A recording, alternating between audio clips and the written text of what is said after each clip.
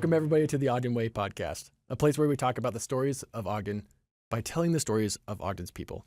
And we have today one of Ogden's best people. Oh, thanks, Mayor. Jennie Taylor. I'm excited to be here. This is great. I love what you're doing and getting the Ogden Way out there. Thank you. Well, you are absolutely somebody who lives and breathes the Ogden Way. Which is funny because I did grow up around here and I kind of made fun of the people who stayed around here for generations. And I could not wait to get out of here. And then life takes twists and turns and I'm back and I can't imagine anywhere else I'd rather be. Actually, I felt the same way. I came here. I loved it while I was here. Sure. Me and my teammates, we all thought we were going to go somewhere else, and we all came back. Interesting. I know. And it just is a place that captures your heart, and here we are, right? It's a great place to be, yeah. Well, actually, I think it's because we meet people like you and like so many others, and we become connected with each other, and it's just, I don't just want to leave Ogden. I don't want to leave my people. Yeah. No, it's a community effort for sure. For sure. I say it takes a village, and we have a village for all generations, not just little kids. Right? Yeah. Yeah. Well, thanks for being in our village. Me and Thanks Jennie for leading love the you to village. death. Oh, yeah. You know, I'm willing to do my time. You're doing great things. You're Thanks. doing great things. I love what you and the city are doing. Your leadership is noticed. So thank you. Wow. Thanks. Appreciate that. Yep. People don't say such kind of things to me often, but thank you. So here on the podcast, we talk obviously about our people here in Ogden, but we like to get to the root of it, get to the heart of who we are. And I know who you are, and I think a lot of people know who you are, but for those that don't, let's talk about Jennie. Like, okay, I'm ready. Yep, I hope I have you're, accurate information. How good's my memory? And for anybody watching, she's not one to brag on herself, so I'm kind of having to pull this out, right? But you'll be impressed with what we pull out of here. Okay. So, Jennie, let's start with you grew up. Tell us where you grew up. Tell us the start of your life. Okay, so my name's Jennie Taylor, and I consider myself a North Ogden native. That's where my family moved when I was in 6th grade. Prior to that, I was born in Salt Lake. My parents' marriage and finances got a little rocky when I was younger. We moved around several times. I was in North Ogden for a quick minute in 2nd grade. We moved to Omaha, Nebraska for a few years when my mom was employed by Union Pacific Railroad. And then my dad died by suicide when I was in 5th grade. Wow. And that's what brought us to North Ogden because by that point, my grandfather and my grandparents had a home in North Ogden. And so my mom, now a widowed mother of 4 young kids, was looking for work, was looking for a village, was looking for hope. And so we moved back and ended up living literally just down the street and around the corner from Grandma and Grandpa. And that's some of my earliest memories, 6th grade and forward. So I'm a Green Acres Grizzly for anyone listening, North Ogden Knight, and a Weber Warrior. So this is home. As long as you're not a Montana Grizzly, I'm going to like you. Sorry. I'm a Green Acres. I've got some history there. So you're a North Ogden kid, and I know that you still consider yourself an Ogden kid. We are a greater Ogden community. Right. No, I call Ogden home for sure. And really it's thanks to so many people. You and I were talking off air, the people who are our village, who are our community. I think back to junior high and high school. You know, statistically speaking, I was raised by a single mom who had a high school diploma. I had 2 older brothers that got heavily involved in drinking and all kinds of addictive substances. My dad had died by suicide in a generation where we did not say the word suicide out loud. Statistically speaking, I should have been a train wreck, a mess, all kinds of sociological issues. When in reality, what happened was I found great friends. I found great teachers. I found great parents of my friends who just became those role models that I needed. And you know what it was? They didn't sit down and tell me what not to do and how to be careful of my upbringing and try to break the norm of what statistically might be expected of my background. They saw what was good in me. They saw maybe what I was good at or what I could do, and they encouraged that. And they encouraged me, and I think of those teachers and especially friends' parents often, particularly in the last few years where life has flipped upside down a couple of times, I go back to those young memories. Not that I ever want to go back to junior high and high school, don't get me wrong. It was great while it lasted, but some of those earliest lessons of resilience, some of those earliest opportunities to build confidence. You know, think back in our day, you didn't get confidence. You had to build it. There was no trophy for playing. Like if you lost, you lost. Yeah. And losing is hard. But if you could find something you were good at, and like I said, that's what some of the greatest mentors in my life, all from this Ogden area, really helped me with. there were plenty of things I wasn't good at. I'm not athletic. I was never the popular girl. I had frizzy red hair and could never really know what to do with it to this day. But there were things I could do, and then I could kind of just get into that lane and find my own level of excellence and my own level of confidence that comes with working hard and overcoming. And I'll tell you, that's carried me through now 4.5 decades. Wow. So you've always been this confident. Well, I don't know. I think if you met people who knew me in junior high and high school and people who know me today in my mid-40s, they'd say, yeah, that's Jennie Ashworth Taylor. I think if you knew people who only knew me in the middle, when, I don't know how much of the story to jump into, my husband and I met on a blind date at BYU. I had a master's degree, but as soon as my kids were born, I quit my job and stayed home to raise my kids. I've given birth 7 times and drive a big white van, and living that life in the middle. It was a time of growth and development that I feel prepared me for some of what life looks like in my mid-40s based on what I learned in my teens. But I'll tell you, the 20s and 30s were rough because I'm not domestically gifted. That is not one of my strengths. Can ask my kids. I probably shouldn't have been the woman that had the 7 kids, but here we are. I know God knew I needed to learn and to grow with each of them. And the greatest joys and the hardest hards come from family life. I think we can all agree to that. But I've always valued hard work. I've always valued education for education's sake. And I think some of the greatest lessons I've learned, whether it's confidence or not, is just getting back up and maybe a little bit of a challenge. I don't know about you. I think you might kind of be a little similar where maybe someone thought you couldn't do something.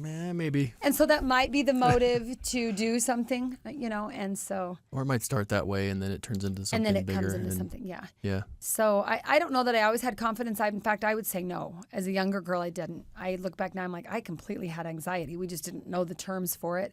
I was very self-conscious. Again, bright red hair. When we moved from Utah to Nebraska, I was horrendously behind in school. Not to point any fingers at anybody's education system, but Utah's is very full and not funded super high versus Nebraska. I think we had 16 kids in my class and 2 classes in my whole grade at the school. Property taxes were much higher. The education system was further advanced. So when we got there as a 10-year-old, I was very behind. I remember coming home from school every day and crying. And the flip side, when we moved back to Utah, from that point on, I was always ahead. And that's what I was good at. I was good at academics. I was good at getting the grade. I could sing and act, and I did some of those theatrical things as the extracurricular. But the lane I really found was I could academically excel. And that finding confidence in that lane, that one lane, helped me grow through some of the lack of confidence I had in a lot of other lanes. And that'd be maybe some advice I'd give to someone listening. It's really easy to wish we could be good at everything. We all want to be Superman and do all of the things, and Instagram makes it look like we all do. When in reality, I'd say lean into what you are good at, really lean into those passions you have, maybe those strengths, and see if you can develop some confidence in that. Then maybe you can dabble in the things you're terrible at, or maybe you can just set those aside. But I think real confidence has to come in finding kind of where your passions and your abilities intersect with maybe a need in the world. And then you can develop that confidence to push through some of the things maybe you're not naturally very good at. Because I'm not naturally good at plenty of things. Sure. Unfortunately, motherhood and domestic life are at the top of that list. But I persevere. I push through.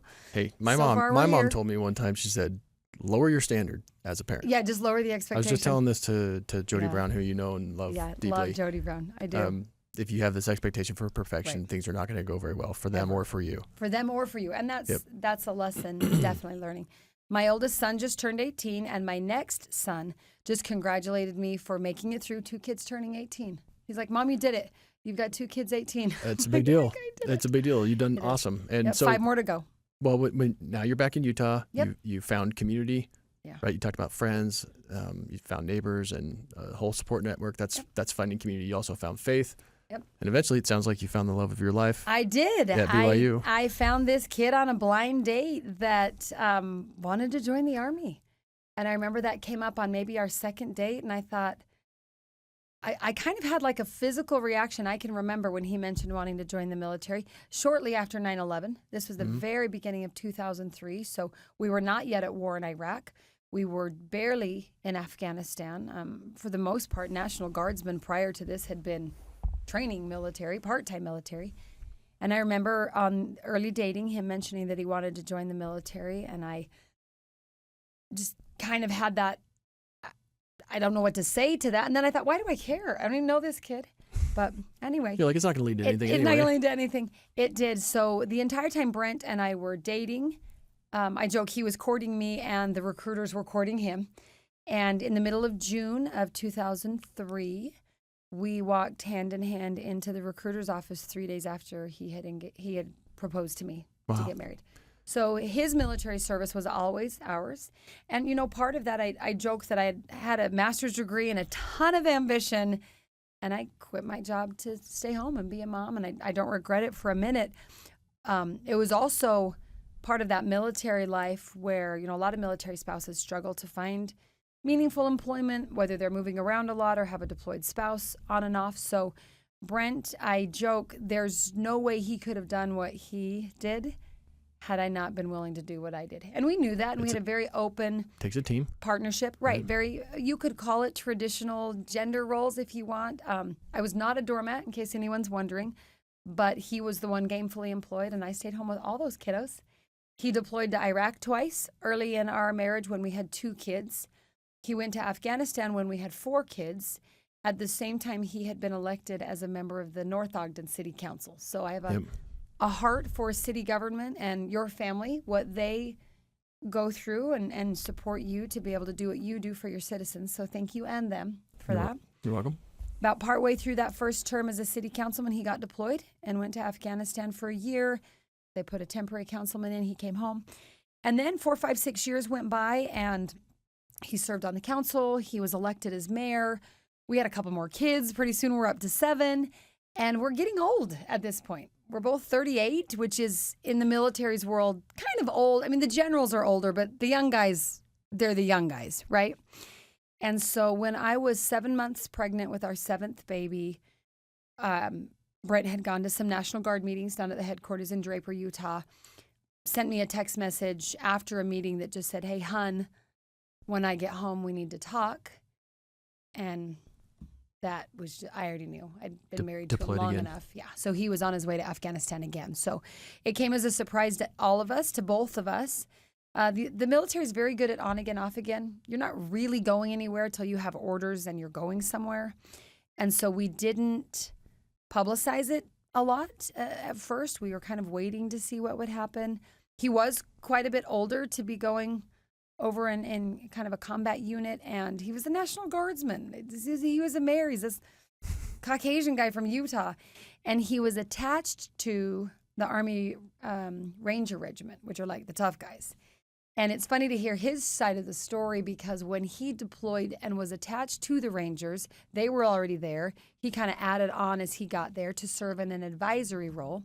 They were helping advise the Afghan special forces to be able to take over their own national security. So, and you can imagine what they're expecting. Here's the Army Rangers. If anyone listening knows anything about Army Rangers, Navy SEALs, the Delta Force, call them what you will. These guys are tough, right? Sure. They've got this National Guardsman, part-time mayor from northern Utah, almost 40 years old, coming to be their advisor guy. BYU grad from Chandler, Arizona. They had lowered the bar quite a bit. You speak of lowering expectations. They did not expect much of him.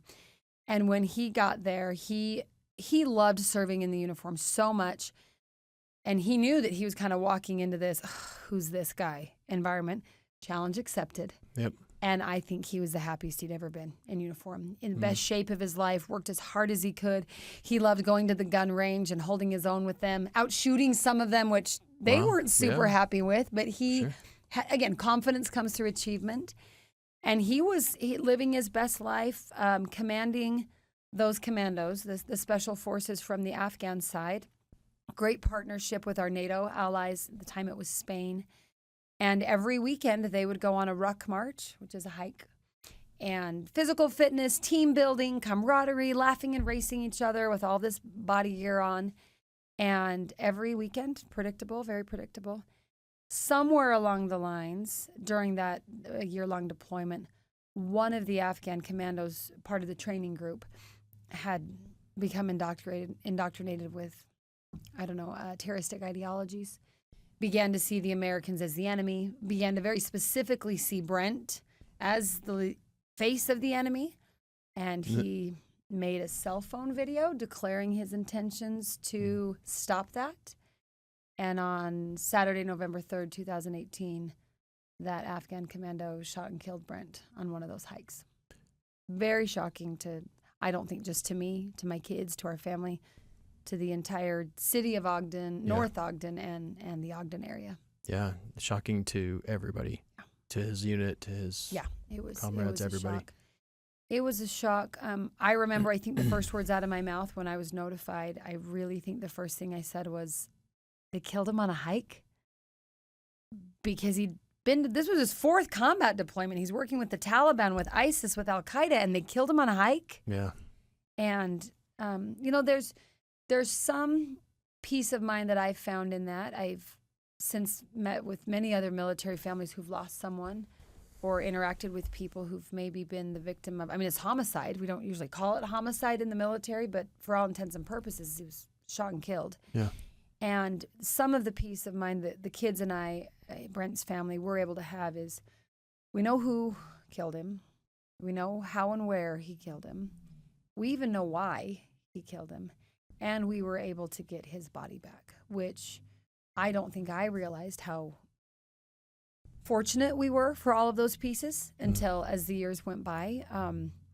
I've interacted with several military family members who've maybe lost their person to a plane accident, to some type of explosion, to something where you're lucky if you get any remains. We think of repatriated remains that come back from World War II 80 years later, and the family's been left wondering the whole time. One specific memory I have, so Brent died in November, right around Election Day and Veterans Day, which is fitting. He's the first sitting politician to be killed in action since the Civil War. The following May, of course, would be Memorial Day. And my 2 oldest boys and I were invited to the White House to a beautiful ceremony for families of fallen service members across generations. And that there's a bond there that no one wants, but then there's also kind of that small talk of, hey, tell me about your deceased person and why are you here in the White House for Memorial Day? Clearly that means you have a story to tell. And I met this gentleman who was probably about 20 years older than I was. And keep in mind, this is within months of my husband's death. I've got 7 little children. I'm there with 2 of my boys who are 10 and 12, grieving their father and being paraded around the White House, and everything's very overwhelming. And this gentleman was asking me about my husband, my circumstances, and I kind of told him the brief story. And he looked at me and he said, I'll never forget just how shocking his comment was. He said, but at least you got your soldier back. Wow. And I just thought, did you not hear a word I said? I just said he died. I said, I've got these kids. I said, we're grieving. Life's so hard. I'm thinking that. Yeah. And then I realized what he meant. He was the son of a Vietnam soldier who was still reported as missing in action. Presumed deceased, but they don't know. Wow. And he was a young infant at the time and has spent his entire 50 plus years of life wondering if maybe today my dad will walk through the door. If maybe he's got another life, maybe. So I say that, and I think there's a lesson to learn there. And our parents have told us our whole life, right? You think you've got it hard, somebody's for sure got it harder. Right. That's a little cynical, but it's also helpful. I know that when I get into my darkest times of grief, and I'm not going to pretend I don't have them, even still. Brent died almost 7 years ago. I maybe am struggling with the grief more now than initially, different phases of my kids' development, stages of their life, realizing he's never coming back. Not just that he's gone for a really long time, but he's never coming back. But when I get in those darkest moments, I will tell you what's the most helpful is to just realize I'm not the only one. And the price of freedom is incredibly high. And we spent 20 years in Iraq and Afghanistan, and we lost over 7,000 men and women. But we lost more than that in about 15 minutes on D-Day. And so sometimes putting things into perspective historically is very good for me. That's why I think history is just so essential for us as a people. The history of our families, the history of our communities, the history of our faith groups, the history of our country. I think sometimes we find pieces of our history we don't feel comfortable with. And that could be personally or politically, nationally, or at home.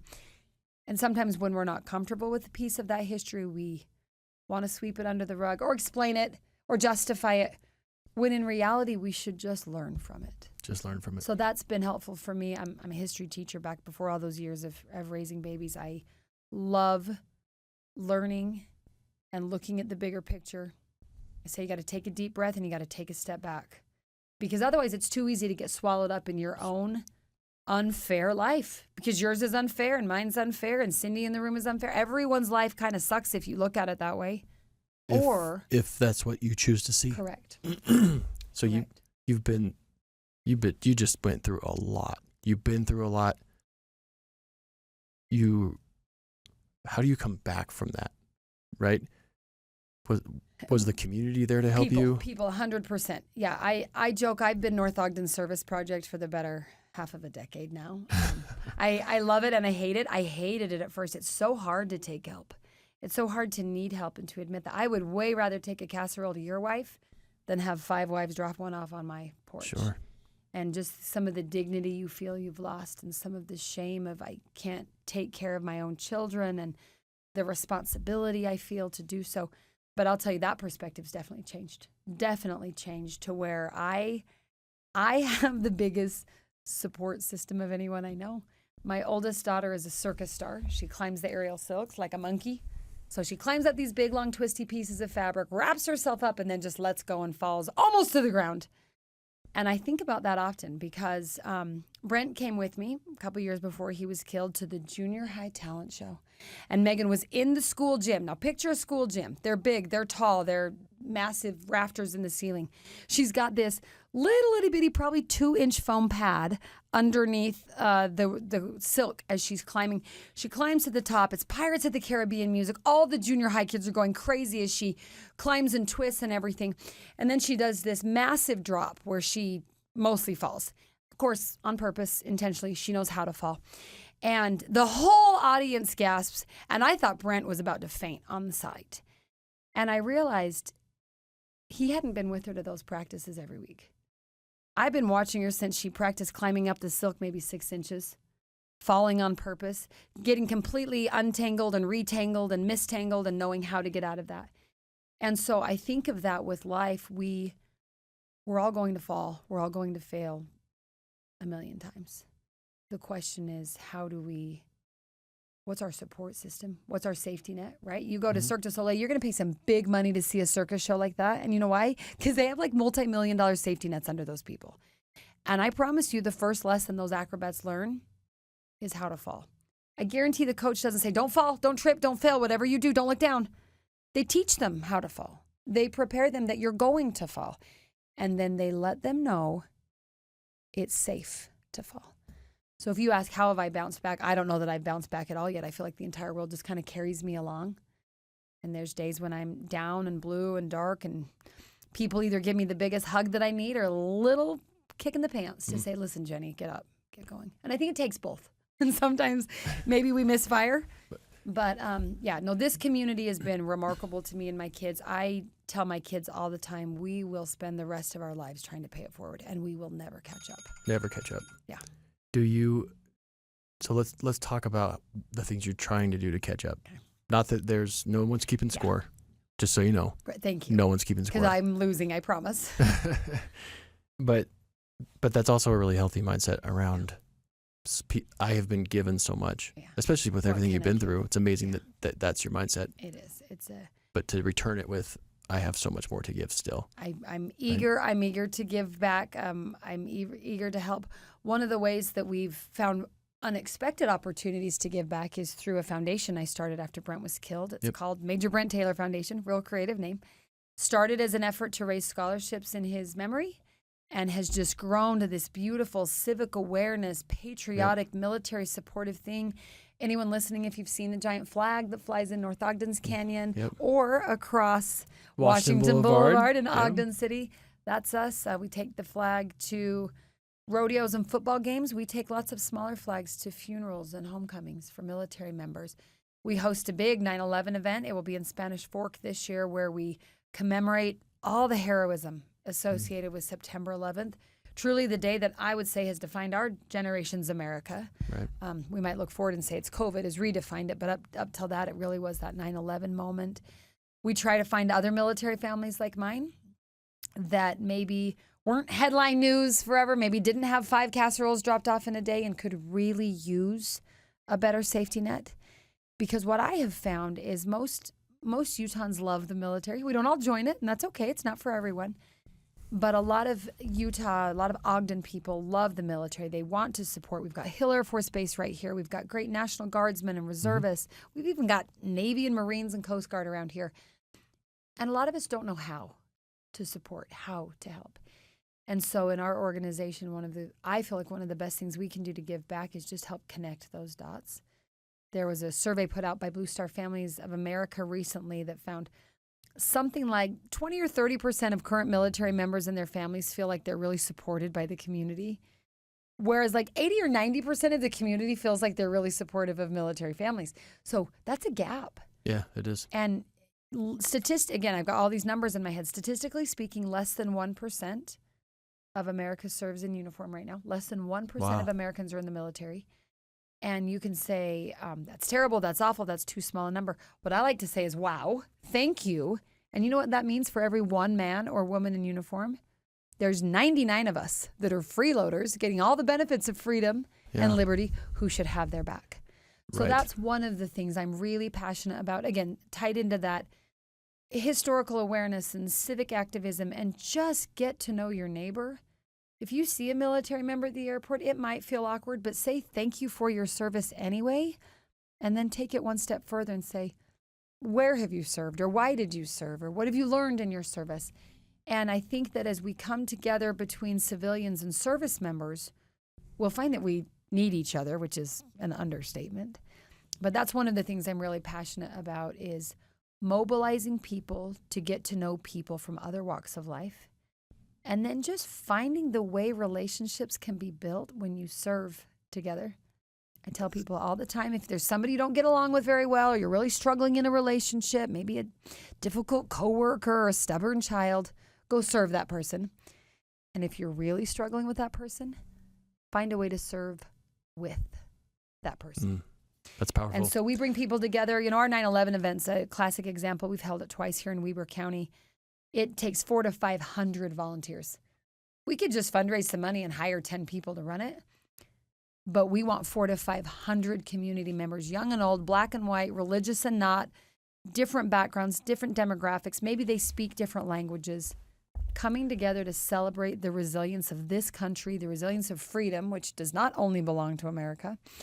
And it's in those service opportunities that I just, the biggest smile on my face. That's what it says on the trailer for the foundation. It says it's all about service. It's all about service. And that's what the Ogden Way is all about. That's what and the we mission of excel our at it. city and You'll our see employees you is all about. Everywhere. Right? Because service is transformational. It does change things, changes people, it changes the world around us. It's everything. It's right? everything. And you'll see that at any service project you show up to in the Ogden area, you'll just see so many people. That's what I've been so impressed with, working with the Ogden Weber Chamber of Commerce, the Women in Business Committee, volunteering at local schools, PTA, whatever it might be. You will show up and just realize people show up. People show up. People show up here. We show up and we show out. show That's up what we here. do. Right? We've got all manner of things happening in this city, this community, the broader Ogden community, right? The greater Ogden community. All the time. And I just went to Washington, D.C. to represent Ogden and the Ogden-Clearfield metro statistical area around. We were highlighted as the number 2 ranking economy in the Which country. is incredible, by the way. I hope everyone celebrates that. It was awesome. Remarkable. And it was, but it's a huge reflection, actually, of service and of our community's role and responsibility around Hill Air Force Base. It is. That's an enormous piece of who It's we a are and huge what we piece. do. And I've made a real intentional effort to get more connected with the base. And they talk about it all the time, is how warm and how strong the relationship is and the support from the community that they feel. And you talked about how they don't know how to do it. I didn't either until when I learned more about it. They say our mission doesn't happen only on this base. Right. There's an entire ecosystem of private contractors and providers that are also contributing to what is being fulfilled on that base. Right. And when you talk about an ecosystem of economy, you have an ecosystem of people around and other related services. And it's amazing as you start to look into it, how much it builds out on itself. And it all comes back to the service support of our service members, right? Yep, it does. In our mission for our nation. And that collaboration and that spirit of wanting to say thank you for your service and getting to work. And we've had great opportunities to feed the airmen at the air show. So think of the Giant Air Show, which happens every other year here. It's remarkable. And the airmen whose job it is to just keep things safe and running that day. We had a chance this last summer to make, I think, like 2,500 sandwiches or something. And it was so fun. And you saw so many people coming together just excited to say, I can feed a soldier today. I'm like, you're feeding him a sandwich. Airman, by the way, but you're feeding him a sandwich, but you're doing something.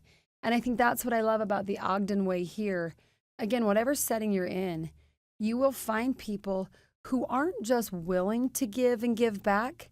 They're eager to give and give back. I mean, they're volunteering. They're throwing their hands up so fast that you're almost having to make up ways for people to help, but there's always more we can do. So that's what I love about living here and calling this place home, is running into a lot of the same people wherever you go, just knowing that I knew you'd be here. I knew you'd be here. If there was a need, I knew you'd be here. I love that. That's what my wife and I fell in love with Ogden, because we got to contribute to Ogden. Yes. We got to participate in building Ogden. We got to get our hands dirty, and we were exhausted, and we still are exhausted all the time. And then you feel like you've got a piece of it. Yes. It's yours. You're helping. I love that, the concept of your highest contribution. Greg McEwen, an author, says that all the time. What's your highest contribution? And that eagerness to contribute, not just take, but to be part of. Not just take, but to give, to contribute. What did President Kennedy say, right? Ask not what your country can do for you, but what you can do for your country. And I think Ogden is full of organizations and entities and governments and businesses that allow us to contribute. Because there's a mindset and a spirit of abundance here in Utah. Yeah. And honestly, that's where we get the Ogden Way from. It was really rooted in what I learned through my professional career, and when I moved here, it was around the Utah way. Right. It is a mindset of abundance that I'd never felt before, and when you feel it for the first time, and it hits you in the face, right? And it's really strong and powerful. It's what makes us who we are. Just a generous people. Yep. And when we were just at the legislature this morning honoring officers lost, and a really again a crappy club to be a part of, right? That's the words of Representative Wilcox. He said it's a crappy club to be a part of, but we are together. But the Speaker of the House says Utah is the greatest state in the nation, and I 100% believe it, because we are the greatest people in the nation. And it's really special to be a part of Utah, and I feel really blessed to be a part of Ogden, because I get to be a part of something that really matters, you know? Yep. And so when we talk about the Ogden Way, we like to talk about doing the work to be who we are, to build a better place. And you don't build a better place by only focusing selfishly on yourself. Right. You build a better place by taking accountability for your own circumstances, becoming better every day in who you are, while also making those around you better. Yep. Right. And also just get your hands in, get in and get working. Yes. You give, and then they give back. You give and you get. That's what makes us a really strong community, is we are Ogden. We are one Ogden. We are the Ogden Way. And sometimes it's really frustrating. I remember we were in a mayoral debate, and one of the candidates, John Greiner, said Ogden mayor is a cheerleader, and some people were really critical of him for saying that. I'm like, that's 100% true. We have to maintain the spirit of our city. And if the spirit of our city is focused on negativity, focused on everything that's wrong, or everything that is being done to me and not for me, then yeah, we're gonna suffer and we're gonna struggle. But if we change our mindset to focus on the gifts that are in front of us, right? The way you did in the midst of all of that suffering and that tragedy, to have the grace and the grit to see the beauty around you instead of the suffering. Like, I don't know how you did it, but I'm so grateful that you did, because you're such an example of the Ogden Way, because people are suffering. People in our nation and in our city are suffering, but they don't always have to. I understand that there's circumstances that we can't control, but we can control our mindset, right? I love it. And we can control what we try to contribute, right? And that's just it. I love that you said mindset, because we often think of resilience as a muscle. And it says how do you build a muscle? You only build a muscle by using the muscle. But you can only have a resilient mindset if you choose it. Yep. So it's a muscle you have to use, but it's a mindset you have to choose. And I think we choose that here. And I think we are inspired by people around us who do. And I will tell you, there were days, especially early on thinking like physically, how did I get out of bed in the morning? And I would think of people, kind people who had sent notes or brought a dinner or watched my kids or helped with something. And I would just think, these people think I can do this. These people believe in me when I'm not sure I can believe in anything, let alone myself. These people believe in me. Yep. I guess I'm going to get out of bed and give it a try. And I think that's maybe another piece of advice for people listening. When you're down and can't believe in yourself, just find someone who does. And if you're the person that can believe in someone else, look at the power you have to unlock someone else's confidence, right? You can't give someone confidence, but you can believe in them and you can express your confidence in them and you can carry them when they're down. And you never know when your kind words of encouragement will be what gets that person out of bed in the morning. Just something simple like, hey, you got this. I see you. It's so simple, so powerful. Because if you think I can do this, guess I'm going to have to take your word for it, because I'm not sure today, but I'm going to go ahead and try. But hey, when you try, you might fail. Yeah. But if you try again, and keep going, you just might succeed. Yeah. And you probably will fail. Let's just be honest, right? You're going to try, you're going to fail, you're going to try, you're going to succeed. And I think that's what's beautiful about it. Surround yourself with people who will be there for the failures and the successes. So I get you might be surprised. You get criticized. I get criticized sometimes. I know. I never knew. No wonder most of us don't even want your job, but okay, carry on. I thought for sure I was just enjoying a 100% support rating 100%. Out there. 100% of the time also. Right. Yeah. Turns out it's like 99%. Okay. Oh. But I talk like this and people are critical of me. Interesting. Because they're saying, like, you're Pollyannish. Pollyanna. You are ignoring the realities of people's plight. And no, I'm not. Yeah. I see them every day. This job actually exposes you. You see it. To things that are hard to see. Yes. Sure. Like, I guess the assumption is that, oh, you're up on the top. Yeah. Ivory tower, whatever. Life is so great. If you do the job and do it right, you see things that other people don't see. Right. If you go and spend one day on a fire truck or in an ambulance here, you're going to see people's lives in ways that you don't see otherwise. And I have those opportunities here. And you take those opportunities, which again, I commend you for your leadership, because it'd be easy for you to just sit in your office in the tower. You could just sit back, but wouldn't be very helpful. Engaging leadership, service-oriented leadership gives you that opportunity. You have to see, but at the same time, when you see the challenges and you see the struggle, we have to be able to also see a way through. The way through. We have to see a way through. And if you don't see opportunity, if you don't see or feel hope, right? Whether you see it in yourself or for yourself, if maybe you're getting it from others around you. Right. But if we don't have a winning mindset, we've already lost. That you've already lost, and you're always going to lose, and you're never going to get through the challenges and the suffering, right? Yes, and I think that's why I love history so much. Again, whether it's my own history or the world's history or whatever history, because you know what's remarkable about the history of the human race?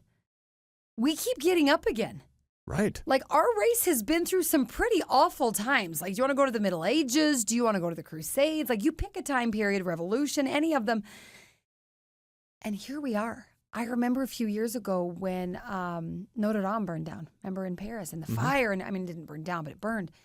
And I remember thinking, what a tragedy. Like, this is a piece of history. Guess what? They rebuilt it. They rebuilt it. They just reopened it. They to the rebuilt public. it. The same way for each of us. So for me, and I think this is maybe what similar experience you've had, the more of the difficult side of humanity I see, though it is gut-wrenching and heavy, it's also incredibly inspiring to me because, oh my goodness, look what we can handle. I had a student, I teach one class up at Utah State that's on positive psychology and mindset and things. And one of the students in an assignment I gave her, she kind of took her own twist and she said she made a list of everything difficult. Basically all the ripoffs of life, everything unfair, everything that just didn't go the way she wanted it to, something she could complain about. She's 20, whatever. Here's just this list. And then you know what she did? She kept the same list, left-handed the paper. She's got all just this garbage. And she forced herself to find something good or a lesson learned and write it next to every single thing. And I think when we don't just look for lessons in life, but let ourselves create them, we can create meaning when there is no good meaning. I hate when people say everything happens for a reason. I think it's a stupid idea. We can find reason out of everything that happens. We might need to create it. We might have to get really creative to see the silver lining. But when I see human suffering and when I look at it, whether it's today or over centuries, to me it is the most inspiring and motivating thing. I look at my own experience losing my husband, and I have to remind myself this sometimes when I get worked up over the little things. I've lived through my worst case scenario. I remember as a young person thinking, I think the worst case scenario would be to lose a spouse. And then, because if something else happened, you at least have that spouse to be with you. And that could be lost through death or divorce, right? I remember just as a young person thinking that would just be awful.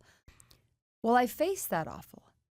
And I'm still here. And you're still here. And I guess that means whatever else I have to face, somehow I'll still be here. It's going to be okay. It's going to be okay.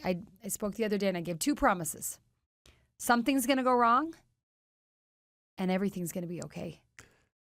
Those 2 truths. Something's going to go wrong. Brace yourself.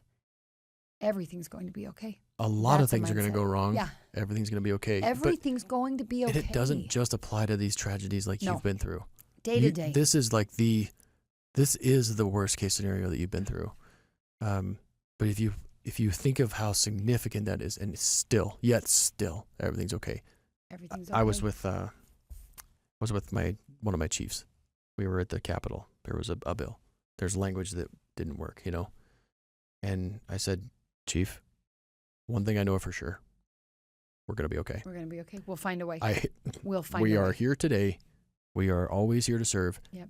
No matter what has happened every single year, what has been decided, whether we agree or not, we are okay. Like it or not, we're going to be okay. Yes. And that's the Ogden way, right? That is. We're just going to link arms and carry each other through the mud if we have to, but we're going to be okay. We have to be okay. Not just okay, we are going to be great. We're going to thrive. But it starts with the mindset. It always starts with the mindset. And if our mindset is, woe is me. Woe is me, the mayor didn't do this for me, or the city didn't do that for me, or the community doesn't help me, or whatever. First, own your own life, your own circumstances, but change your mindset. It doesn't mean that you ignore the challenges and the suffering. No. It just means that see things for what they are. Right? There's just another way to see everything. Everything. And I was asked in an interview one time, the question was, tell us about one of your biggest failure in life and how you responded. And I was like, oh man, And I actually, my answer was something like, I'm struggling to remember my failures. Not because I haven't had them, but because I haven't dwelled on them. Because you've turned them into a I stepping just stone move instead of a stumbling on. block. And so I was like, I'm sorry, I am a walking failure, no doubt about it. Yeah. But I just don't view them like that. And so that was kind of my answer. Right.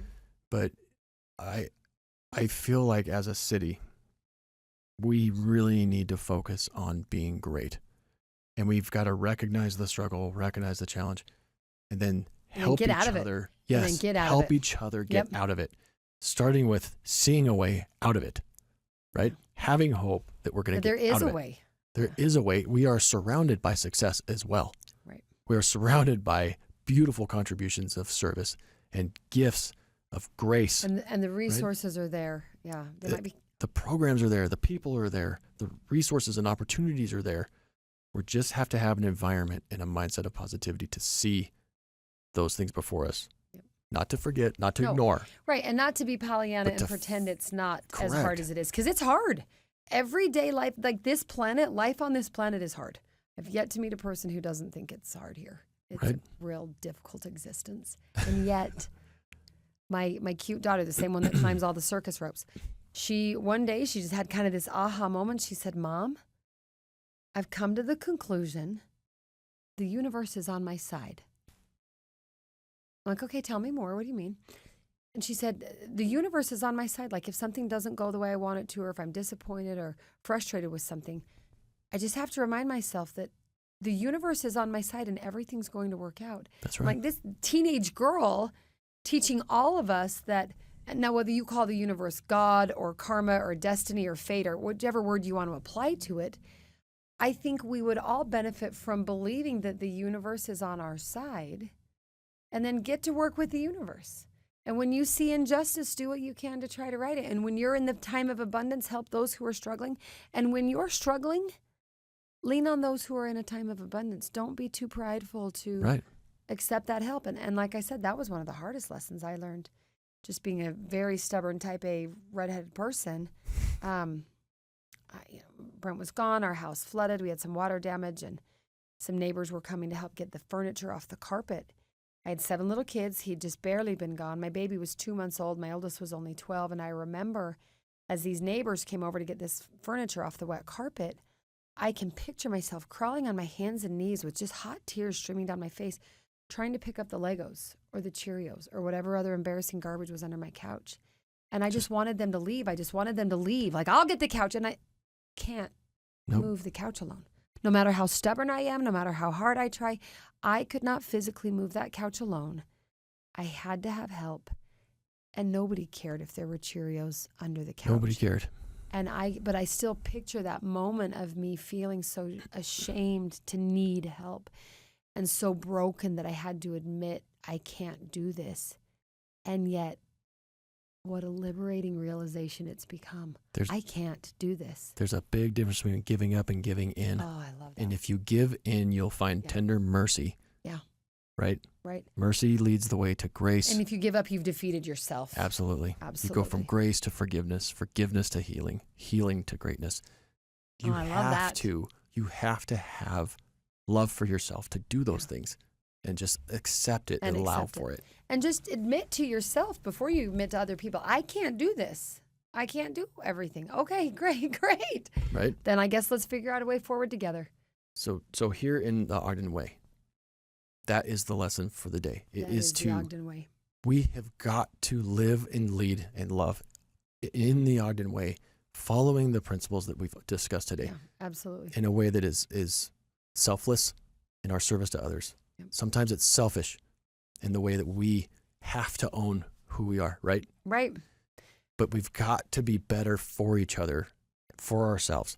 And if we can't see through the things that are before us, we're never going to get to the future that we know we all have. Right.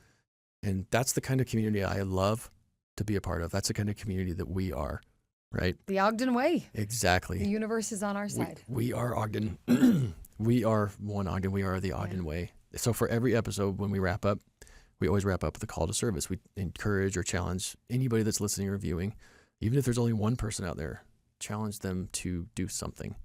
And I want to challenge them to see the good, to see that the universe is on your side. Yeah. The next time you feel like things are stacked against you, and maybe they are. And they probably are. Right? Yeah, that's very fair. But the universe is not. Yeah.